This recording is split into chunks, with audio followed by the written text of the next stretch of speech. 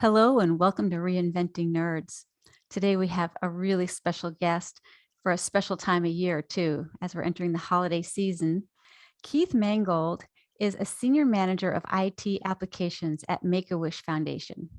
His passion is finding the right technology for organizations and helping improve their processes through innovative and new ideas.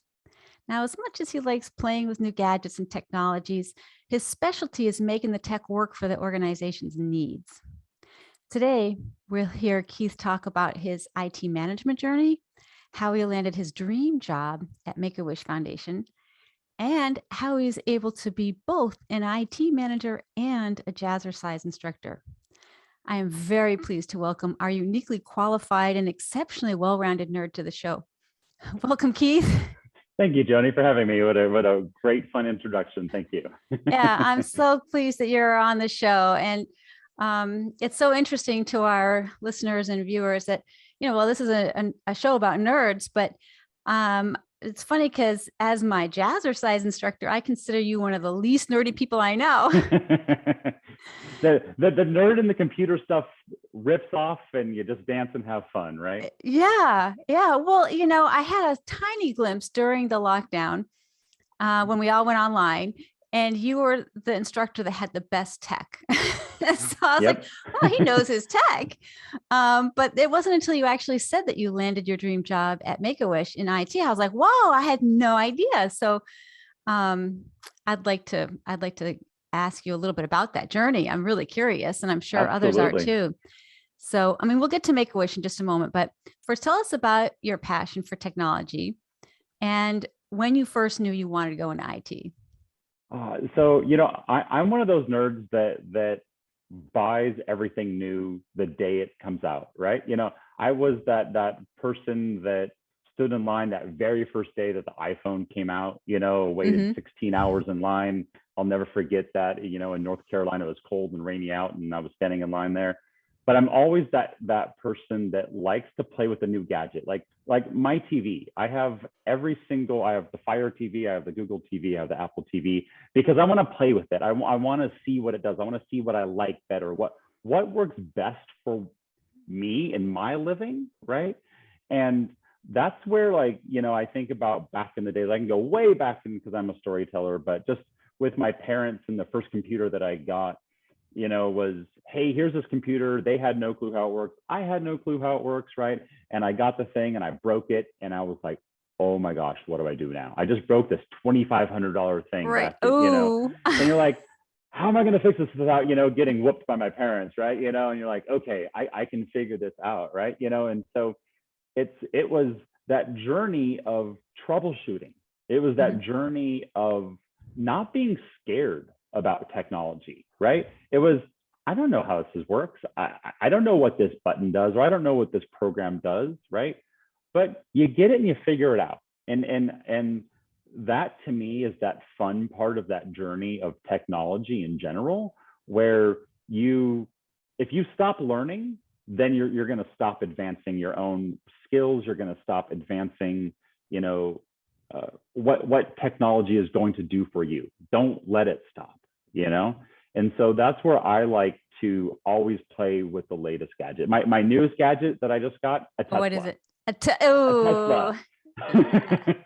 That is my newest gadget. And I'm like, I read all the blogs, I listen to podcasts about what to do, how to do. And I can't wait to play with full self-driving where I just let it drive me home, So that's that drive of technology that I always have. And now that I can do it in the car is even better, right? So well, I can picture you getting the new gadget and playing with it while the car is driving you home. Hey, good point.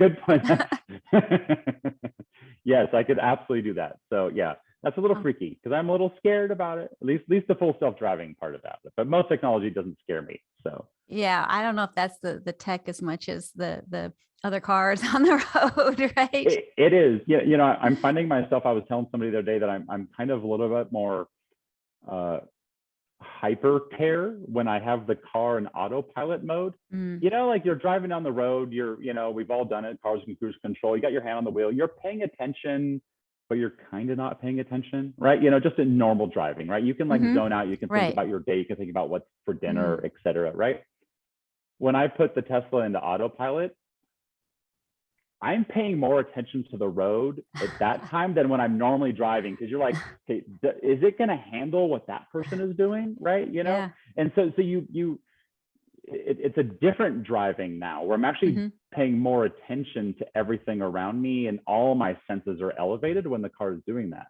And so that's kind of what technology does for me. It's challenging me in that aspect of saying, hey, trust it, right? Because it, in theory, can respond quicker than what I can, but I don't trust that yet, right? You know, Mm-hmm. so it's like, it's going to take that time, even for me as a nerd that loves playing with every new thing, to trust it, because it's different than an Apple TV, or it's different than the new iPhone, right? It's Right. not endangering your life, right? Yeah. So that's where kind of Tesla is a little bit different in that aspect. So Well, you know, you raise a really good point. I mean, as we're moving forward and technology is advancing more into different parts of our lives, this is the kind of person we want, experimenting with it, trying it out, and being vigilant and making sure that it meets the needs, which is what you love to do. exactly, yeah. Yeah. Like my parents, I picked them up from the airport a couple of weeks ago, and it was their first time in it. And my dad and mom are like, nope, never, we're never going to own this.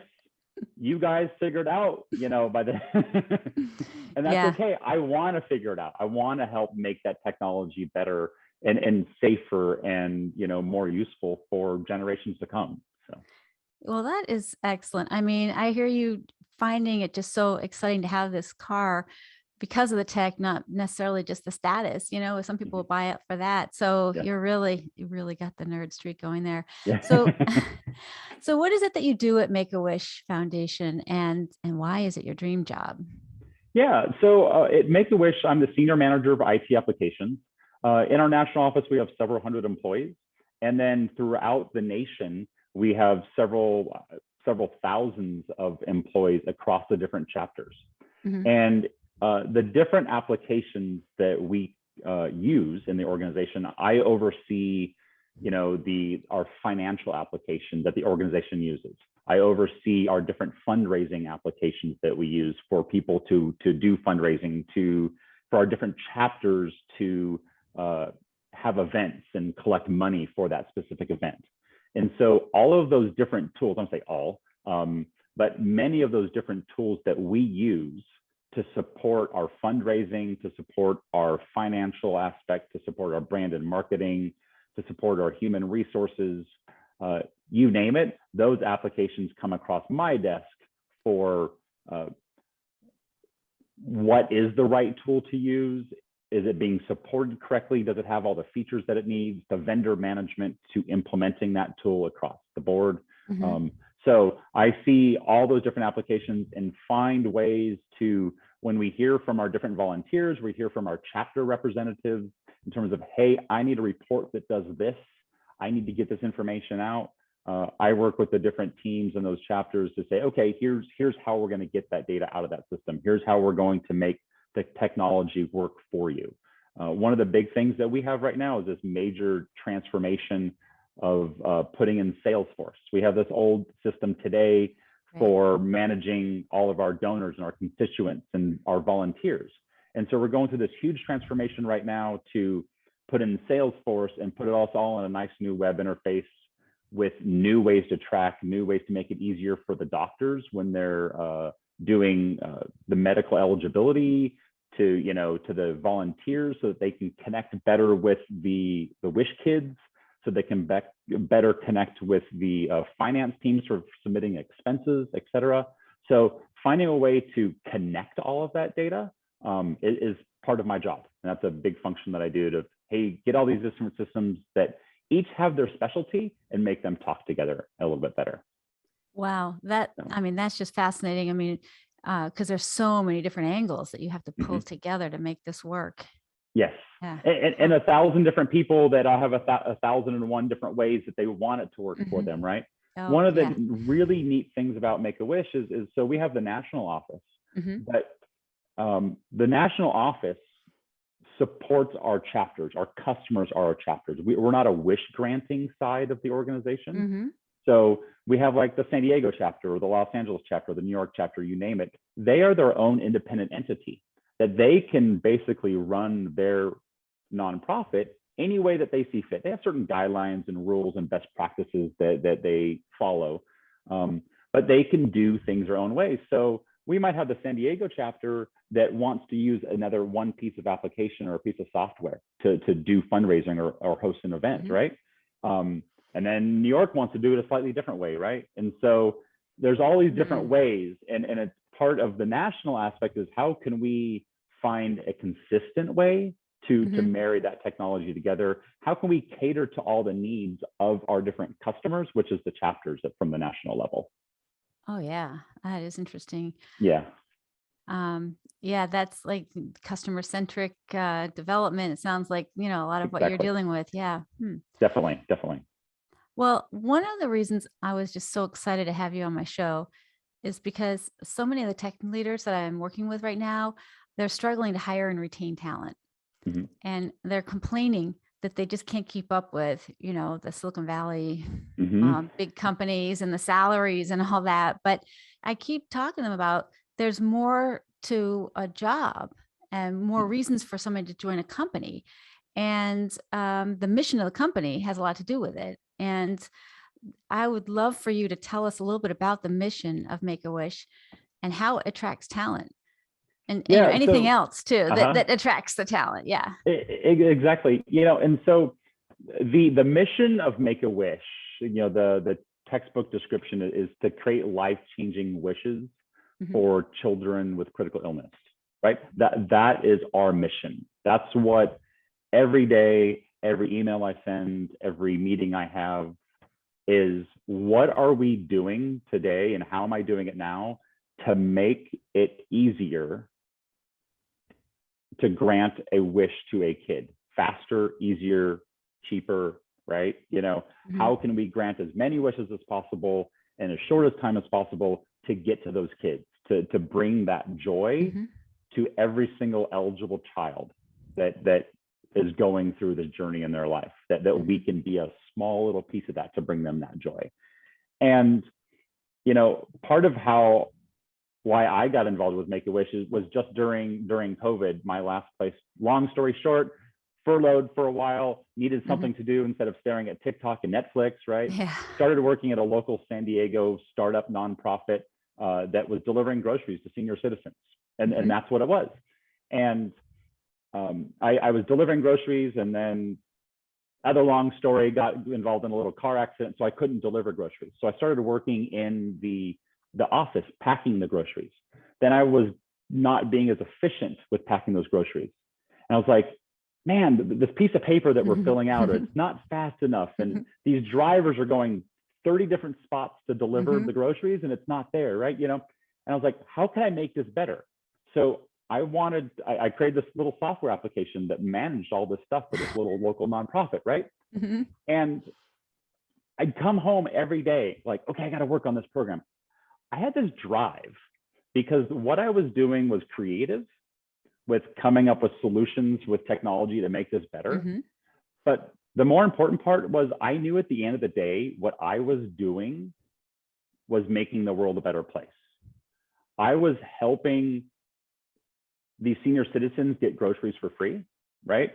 Mhm. That they were struggling, they were scared to leave their house, they didn't have the capabilities, and their kids were locked down maybe somewhere else, right? And couldn't deliver or couldn't get their groceries. And I felt that need, that I don't say that need, even I'm gonna take that back. I had that desire where that I was thriving for that real feel good at the end of every single day. And I was like, I Mhm. can go to sleep tonight knowing that what I'm doing is helping the world be a better place.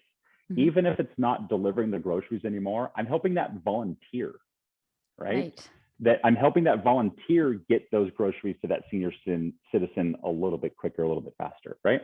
And so because of that, when I went back to my regular full-time job, when we were, opening Mhm. back up a little bit more, Mhm.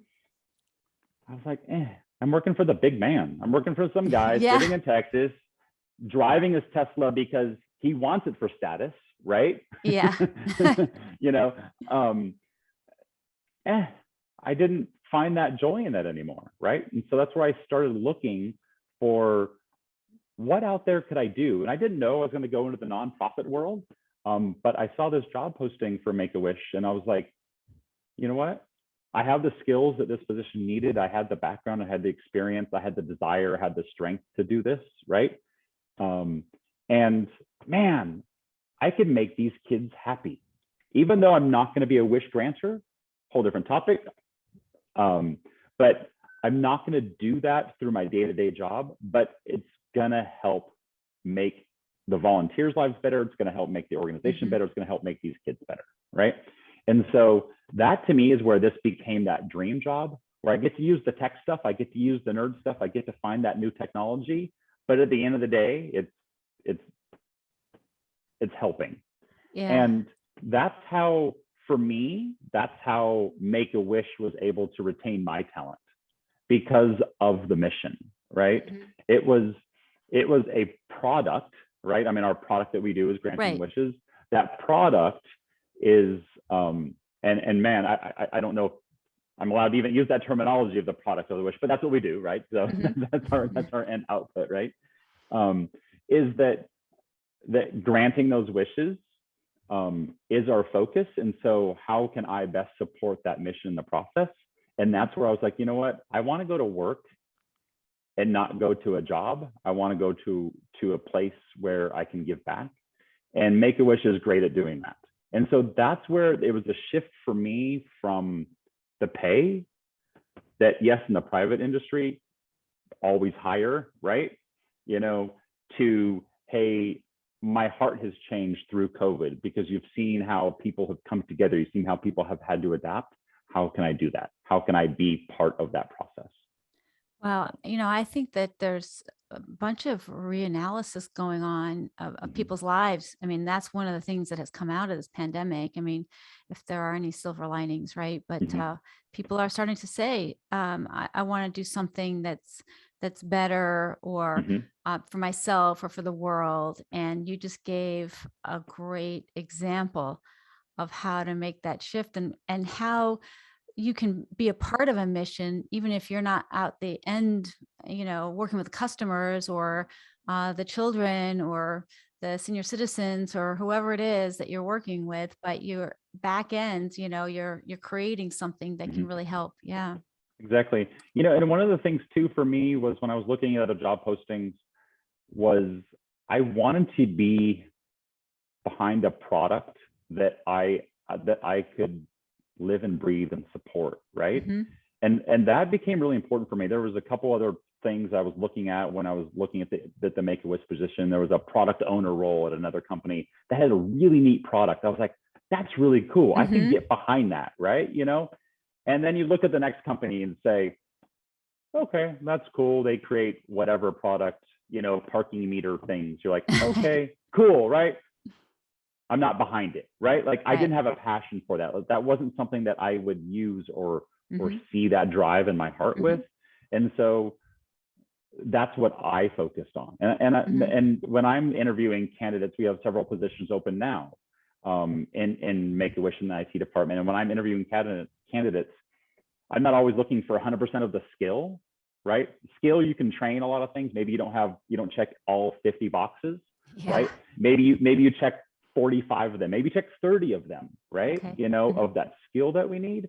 But I can train for those other missing things, but I want that candidate that is going to be that great cultural fit, that has that drive that we have at Make-A-Wish, and any organization, to say, hey, I can be behind what it is we're doing. Well, one of the other reasons people leave jobs and take jobs is because of the manager.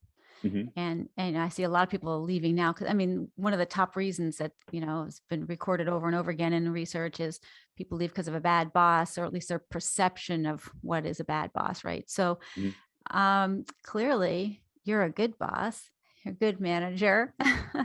I know you have great people skills, you care about people and all that, but I would like you to talk a little bit about your management style and how you developed your management skills. So let's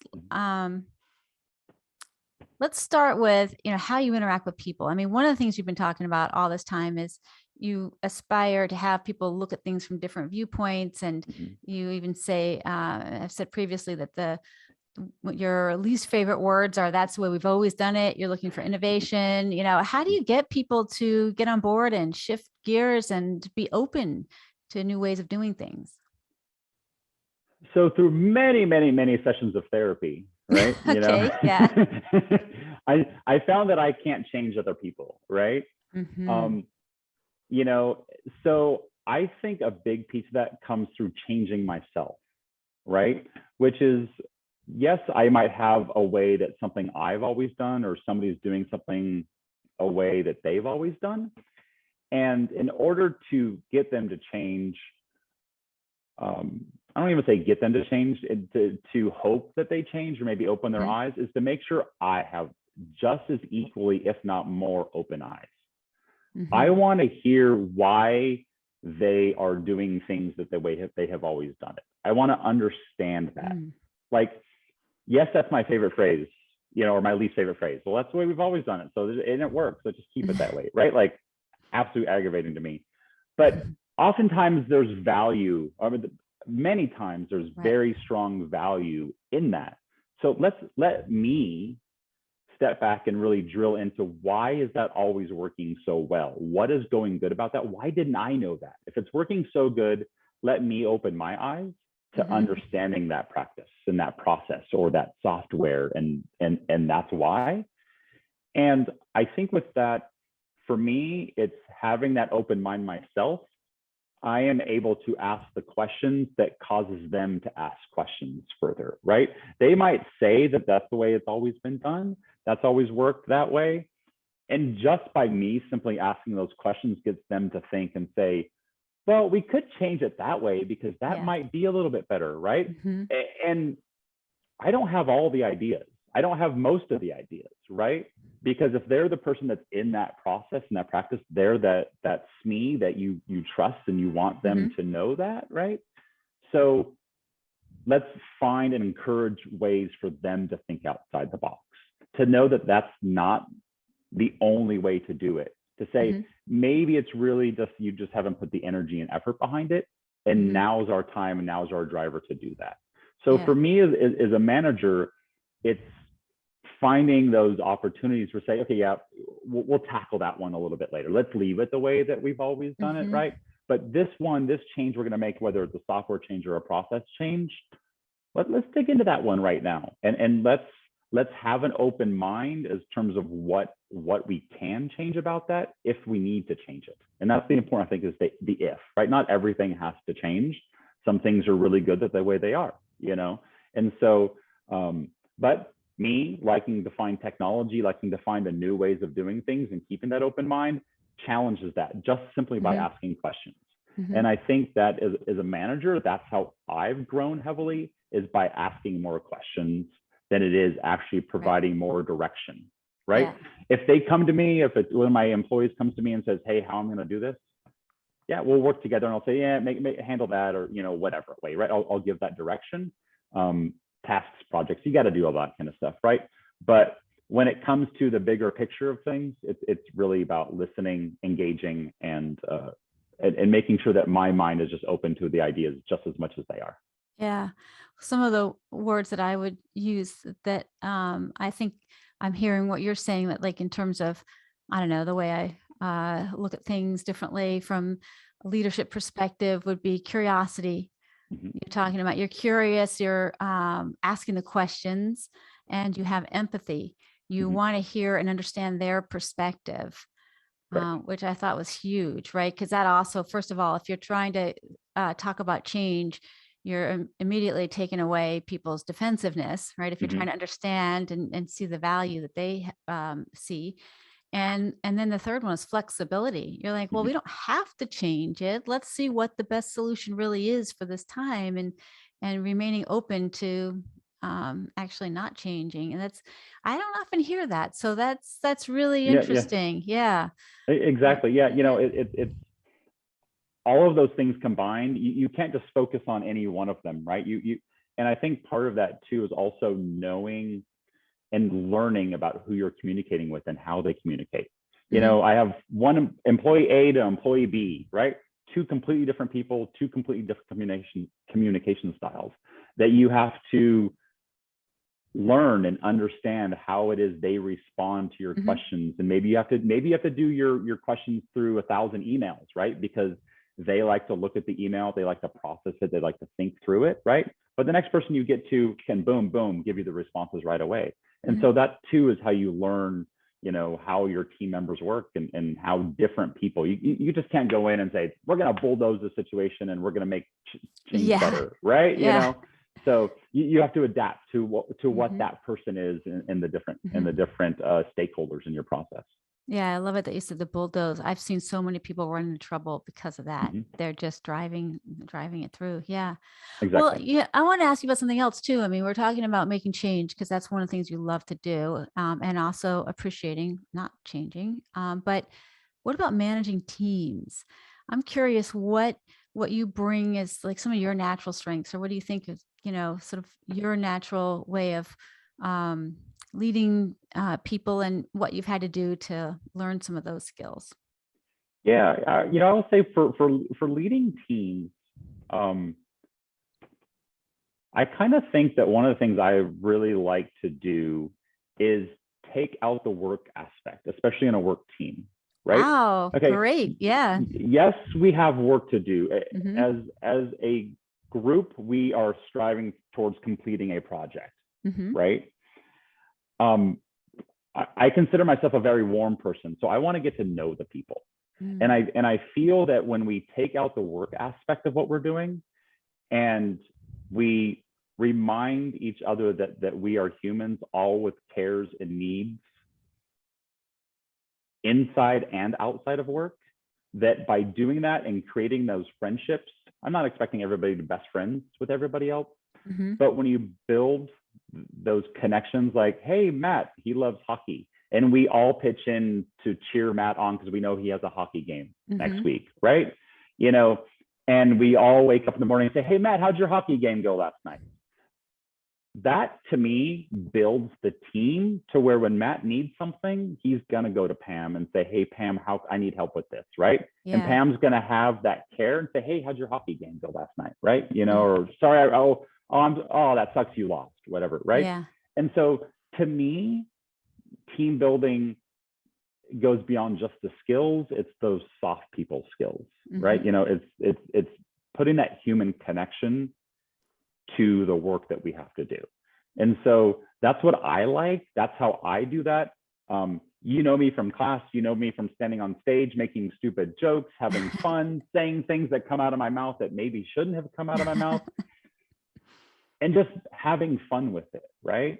And how can I forget about the work that has to be done and focus on the fun that we have while we're doing that?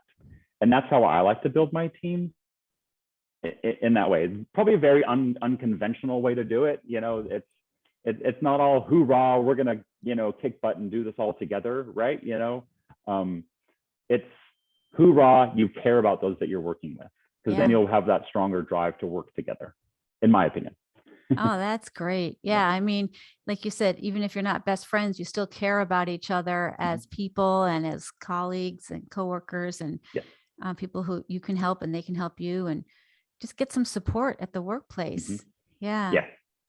Definitely. I mean, this is so important to remember, the human side of work. So, you know, especially in tech, it's so easy to just focus in on the technology, right? And you're at a computer all day and you forget that there are people on the other side of them, you know, like communicating. So I have a metric to hit. I have certain lines of code I need to write, or I have certain amount of tickets I need to troubleshoot through today, right? You know, yes, we have those things you have to do. You still have to get your job done, right? But at the end of the day, you want to be able to lean on other people for assistance when you need it.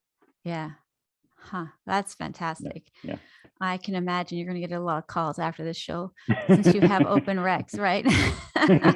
Yes. Yes. We have a few. Yes. Yeah. Okay. Well, I have another question though, because I mean, I know you, like you said, as a Jazzercise instructor, and I'm just curious how those two different sides of you work together. I mean, teaching exercise and dancing and on stage versus work. I mean, maybe you sort of explained a little bit of it, but I'm wondering, how you see yourself. Is this like two Keiths, like morning and night, or daytime, or are you the same person throughout? I think I'm pretty much the same person throughout. Mm-hmm. I can get in front of a room in a work presentation and just have fun, kind of make a fool out of myself, enjoy what I'm doing, Mm-hmm. right? I can read the room, right? In that Mm-hmm. work presentation, and I can see what I need to do, what I don't need to do. Same thing with Jazzercise. You go into the room. Am I dealing with new people that have never done it before, or Mm-hmm. the familiar faces that know what they're doing, right? And you can cater things to that and adapt appropriately. So, like I said, I'm a little bit that jester, right? I love being on stage and just joking and having fun. And I'm that same way at work. You get me, I'll be that one to make that sarcastic comment or that joking comment on a work call where we're trying to deal with something, right? And Mm-hmm. so that's why I think I'm very, very similar in those aspects. And I think part of that too, when it comes to Jazzercise instructing, I'm just going to say two things is that one, we're teaching, right? I'm up there teaching how maybe a different choreography or a different routine, or maybe what muscle you're doing, or how to do something different so that you don't harm yourself, right? So that you don't, plie the wrong way and blow out your knees or something, Yeah. right? Or you don't hurt your back, whatever, right? Work is that same way. And I want to make sure that the care that my team members and coworkers are doing are that they don't hurt the customer. They make sure that they're getting satisfaction out of the work that they're doing. And my Jazzercise customers are getting satisfaction out of their exercise. And so that teaching part of me is Mm-hmm. on stage at Jazzercise, and the same thing at work. It's very, very similar in that aspect there for me. And so that's where I like doing both of those things. Mm-hmm. The physical aspect of Jazzercise is completely different, right? Mm-hmm. You're huffing and puffing, you're sweating, and it's 1 hour a day where you can forget about the world, right? I can forget about that project that we're doing at work, right? Mm-hmm. And so if anything, that's where there's that night and day aspect where I can go a little bit into the Jazzercise and be more creative than the work aspect, but at the same time, I can be just as much at work depending on the day, So, Right. yeah. Huh. Well, I wonder if you have any tips, because another thing that comes up for tech people so often, especially leaders, is they're just working so long Uh-huh. hours into the night and they're not staying fit. I mean, Uh-huh. as somebody who teaches exercise, do you have a tip for any of these folks who might be listening? Man, that's a hard one. Because a big motto that I commonly say is just don't stop moving, right? Mm-hmm.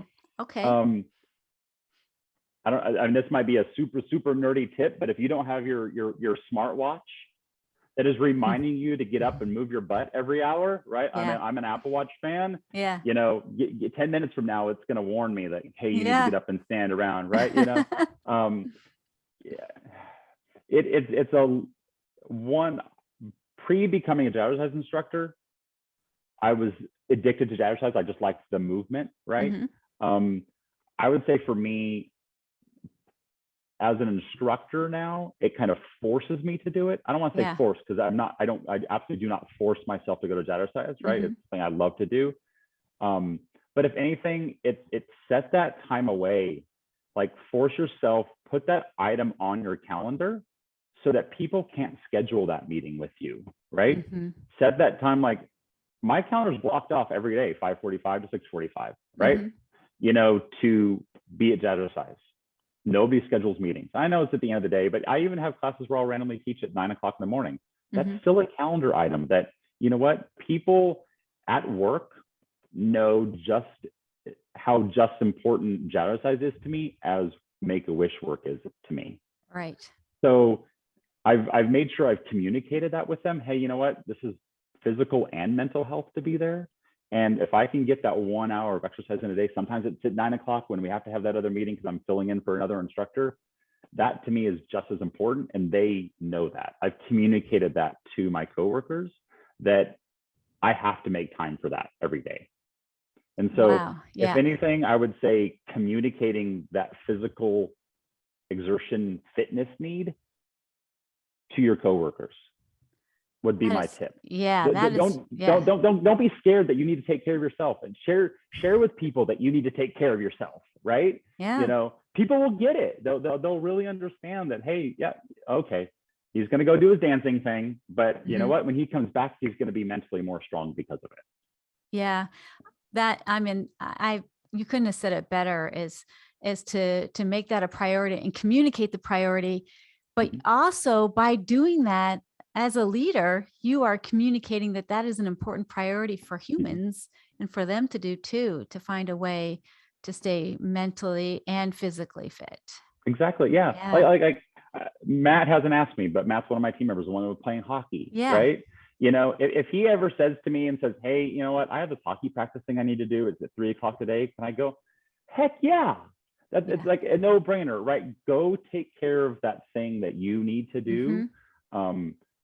Share it, right? And feel good with what you're doing, because that means I know most likely, I don't say no, but there's that chance that you're going to give that as much dedication and care back to your regular job. Yeah. Yeah. And if you're in good shape, you're more likely to. Yeah. And there's tons of research on that. So yeah, definitely. Oh, wow. Well, thank you so much. I mean, if people want to get in touch with you, how would you like them to get in touch with you, or to be able to make a donation to Make-A-Wish too? Yeah. So making a donation to Make-A-Wish, go to wish.org, wish.org. That's the easiest way to do that. So yes, any donation, any amount is greatly appreciated. On average, it's about $10,006 to grant one wish. Oh, interesting. And so anything, any little bit of helps, you know, grant that wish to a kid. So thank you very much for that. And getting a hold of me, the best thing is through my email. My email is kman@blargo.net, BLARGO.net. Shoot me any emails anytime. That's my personal email address, so I can take anything and everything from there. So great. I will have that in the show notes too, so people can look that up to reach you. Well, Keith, this has been a pleasure. I mean, you have just shared so many valuable tips, from, you know, having fun at work, to thinking of people as humans, to taking care of yourself, to having a mission to make the world a better place. So thank you. Well, thank you for having me, Joanie. You know, as you see me in class on a regular basis, I always like to end things with go out there and take care of your friends and your neighbors. I always pick a random letter. You know me at the end of class. I pick a random letter. Find somebody in your phone with the last name of C and text that person. Just that random person that you haven't talked to in 3 months, 6 months, a year, right? Scroll through your phone, find that person and say, hey, I'm thinking about you. I miss you. I love you. Be friendly, right? Reach out to that person and you'll feel good on the inside. You'll make them feel really good on the inside too. And all in all, the world will be a better place. Thank you so much, Keith. And wow, yeah, that's great. What a way to think of others on the way out. So thank you. And also just thanks to our viewers and listeners. And we're here at reinventingnerds.com. Don't forget to subscribe, rate, and review. We'll see you next time.